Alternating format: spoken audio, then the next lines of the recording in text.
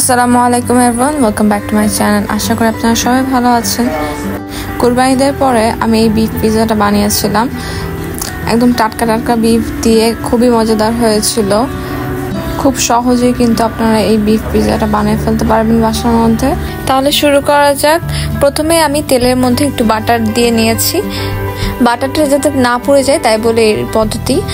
তো তারপর আমি এখানে দিয়ে দেবো পেঁয়াজ। বেশি কুচি করা যাবে না, মোটামুটি করে কেটে নিয়েছি একটা পেঁয়াজটা একটু ভাজা ভাজা করে নেব।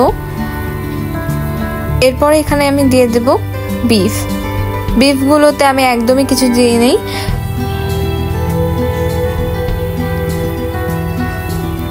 একটু একটু করে এভাবে করে ফ্রাই করে নিচ্ছি। একদমই কোনো কিছু আমি এখানে দিইনি, কিন্তু অন্যরকম একটা ফ্লেভার পাওয়া যাবে।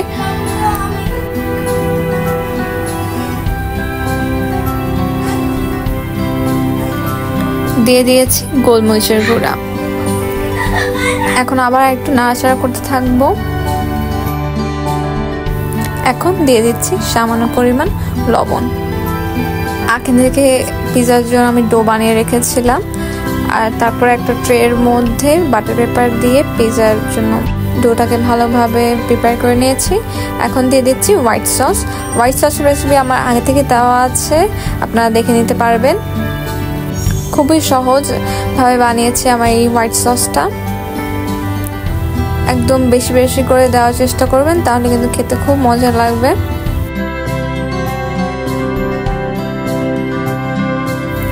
আমার রুটিটা অনেক বেশি বড় হয়ে গিয়েছিল, তাই বলে পরিমাণটা কম হয়ে গেছে হোয়াইট সসের। তো এর উপর আমি দিয়ে দিচ্ছি আমার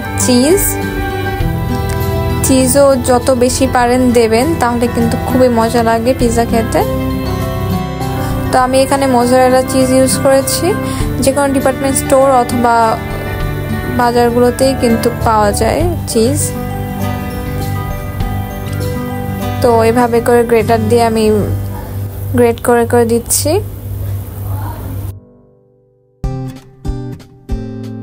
চিজ দেওয়া হয়ে গেলে এটার উপরে আমরা দিয়ে দেব আমাদের টমেটো কেচাপ। ভালোভাবে টমেটো কেচাপগুলো পুরো পিৎজার উপর দিয়ে দিতে হবে।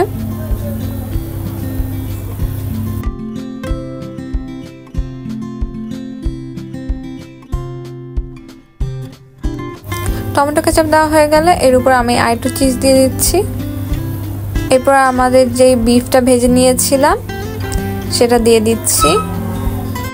সম্পূর্ণ বিফ দেওয়া হয়ে গেলে আমরা বাকিটুকু যেই হোয়াইট সসটা রেখেছিলাম সেটা দিয়ে দিলাম।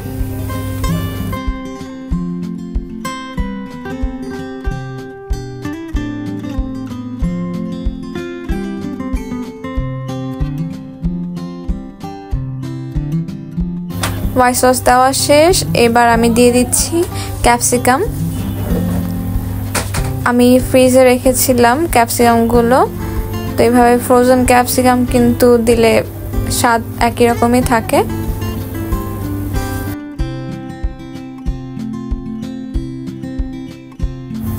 ক্যাপসিকাম দেওয়া হয়ে গেলে এর উপরে দিয়ে দিচ্ছি আমি অরিগানো পাউডার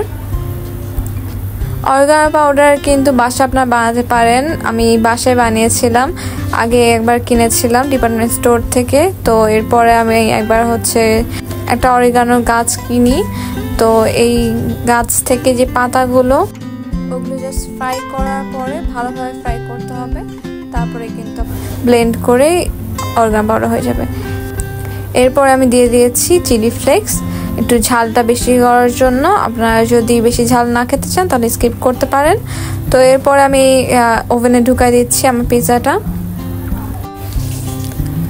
তো আমি এখানে 30 থেকে 35 মিনিটের মতো রেখেছি ওভেনে। 30 থেকে 35 মিনিটের মধ্যে কিন্তু আমার পিৎজাটা হয়ে গেছে। দেখতেই পাচ্ছেন কতটা চিজি হয়েছে, খুবই সুন্দর কালারটা এসেছে। সাইড দিয়ে আমি একটু বাটার লাগিয়ে নিয়েছিলাম, তাই বলে কিন্তু একটু রেডিশ টাইপের কালার এসেছে। এখন আমি আমার পিৎজাটাকে বের করে নেব। খুবই সুন্দর গন্ধ আসছিল, খেতেও কিন্তু অনেক বেশি মজা হয়েছিল। বাইরের পিৎজা থেকে খুবই মজাদার ছিল।